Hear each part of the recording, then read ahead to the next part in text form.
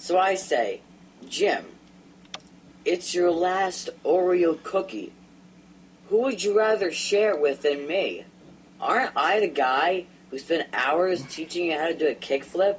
Aren't I the guy who saved you from getting an F in shop class when you forgot to cut a hole in your birdhouse? Aren't I the guy who set you up with a date with Miranda when...